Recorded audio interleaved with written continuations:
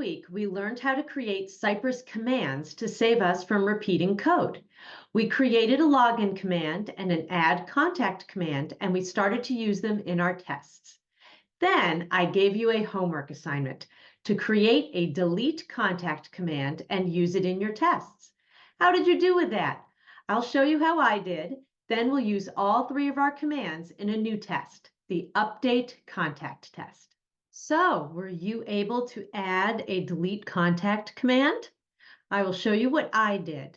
So here's my delete contact command in my commands.js file. And in this command, I'm assuming that I'm already on the contact details page for the contact that I want to delete. So all I have to do is just click the delete button. And then when the confirmation window pops up, just say yes, and then we're all set. And I'm using that delete contact command right here at the end of my add contact test to delete the contact that we added to clean up our work. And then in the delete contact test, I'm adding it right here. And then after that, I have the assertion to make sure that the contact has really been deleted. So now it's time to create a new test. We're going to create an update contact test. And to do that, we will create a new file. So click on E2E and then say new file. And we will call this updatecontact.spec.cy.js. Now, I don't like to do a whole lot of typing. So what we're going to do now is we're going to take our add contact test. We're just going to copy the whole thing, and we're going to paste it into our update contact test. Okay, now we'll make some changes. So first of all, the name of our file is not going to be add contact tests. It's going to be update contact tests. And then the name of our test is going to be can update a contact. Okay, the next part's going to be the same. We're going to create that random number to help us identify our contact. Then we're going to use our login command. Then we're going to use our add contact command. But next, instead of doing assertions on the contact we just added, we're going to need to update the contact. So let's take all of this and we're going to copy that and we're going to paste it right here because we're going to use these IDs to update all of our fields. Now let's take this section right here and we're going to comment it out. You do that by selecting all of it and then doing Option or Command and then the right slash. So once we have added our contact, the next thing we're going to need to do is we're going to need to click on our contact to get to the contact details page. But what's going to happen after that? Well, let's open up a new browser and find out. So we'll log in.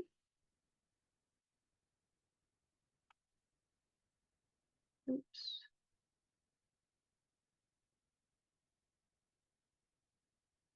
And now let's just click on any one of these contacts to go to the details.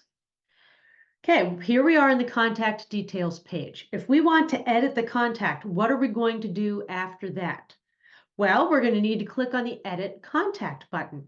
So let's right-click on that and inspect it to find out what the ID is.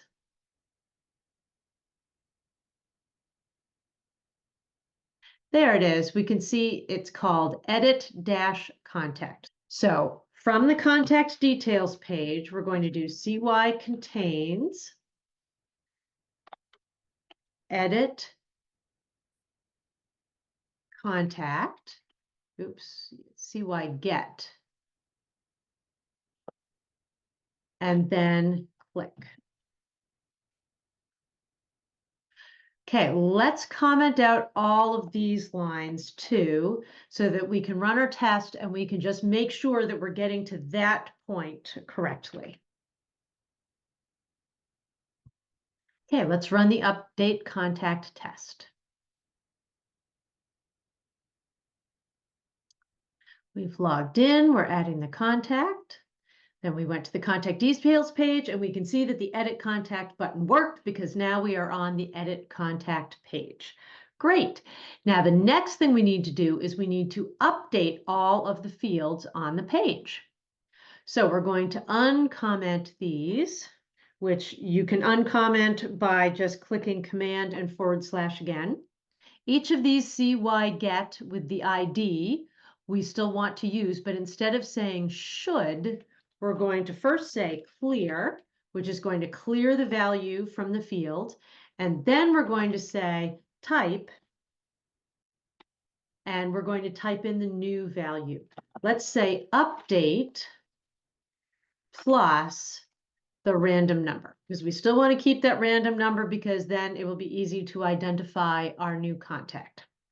Okay, and so now we'll do the same thing for last name. We'll go clear and then type and then person. So we're changing every one of these values. You can change them to whatever you want.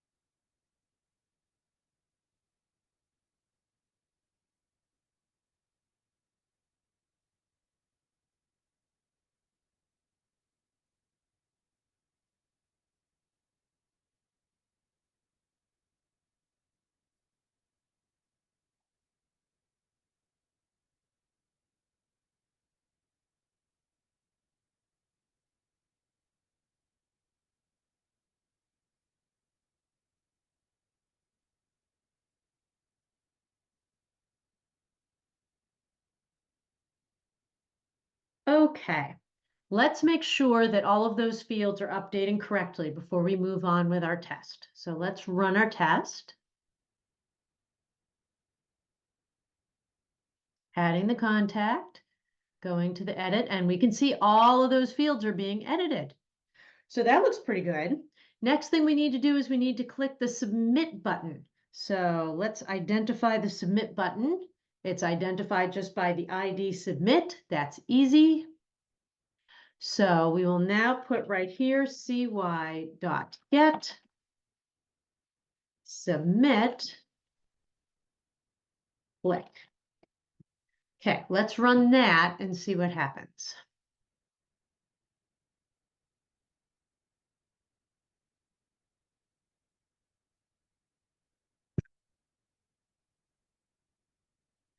Okay, when we click the submit button, it went to the contact details page, and we can see that the values have been updated, but I like to go all the way back to the contact list page and choose the contact details from there to make sure that all of those changes really saved. So we're going to go back to the contact list. How are we going to do that?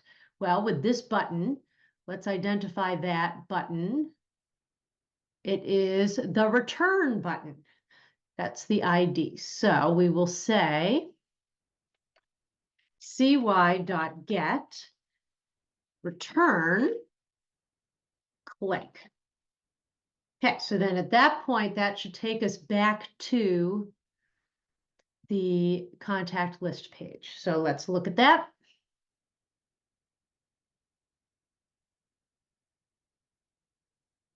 Yep, now we're on the contact list page. So now we can go ahead and choose our contact just the same way that we did before. Let's uncomment this line. But we don't want to say we're looking for test plus the random number plus user because we've changed this person's name now. So now the name is update plus random plus person.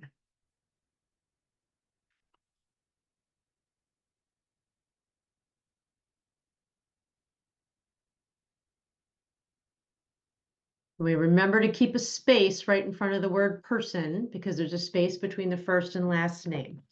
So let's run that and let's make sure that we get the correct contact and go to the contact details page.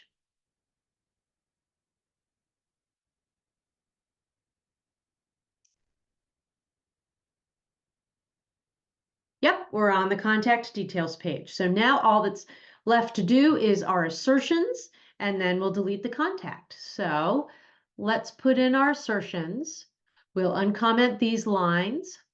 And now we'll just change all of the values that we're asserting on. So this is going to be update, and this is going to be person.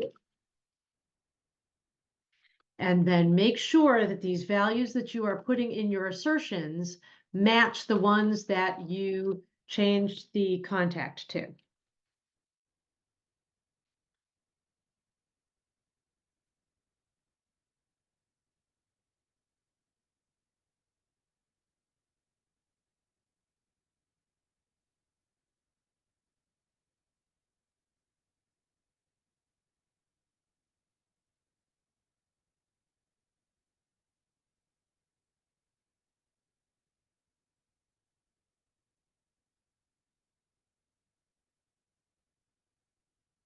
Okay, so let's leave delete contact commented out right now, just so we can check our assertions and make sure those are all passing.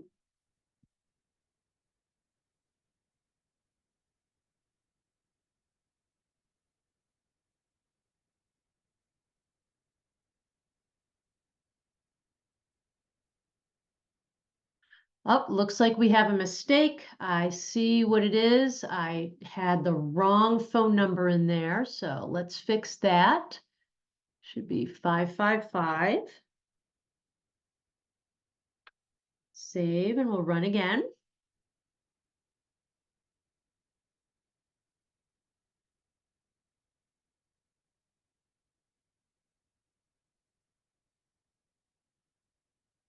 There, all the assertions passed. So the last thing left to do is just to delete the contact, which we just do with that simple delete contact command. Now let's run the whole test and make sure it passes.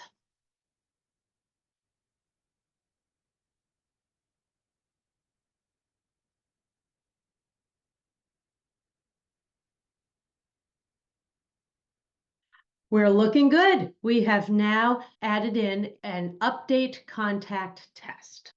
Next week, we will take a look at adding in some negative tests. So far, everything we've done has been a happy path test, but we also want to make sure that when a user tries to do something and they've made a mistake, for instance, typing in an invalid email, we want to make sure that they're getting an appropriate error message. So we will add some tests for that next week. Thanks for watching this video. If you found my training helpful, please like this video and share it with others. And be sure to subscribe so you don't miss a single lesson. If you're enjoying Monday Morning Automation and you'd like to learn even faster, be sure to check out my book, The Complete Software Tester, which is available in Kindle and paperback on Amazon.com.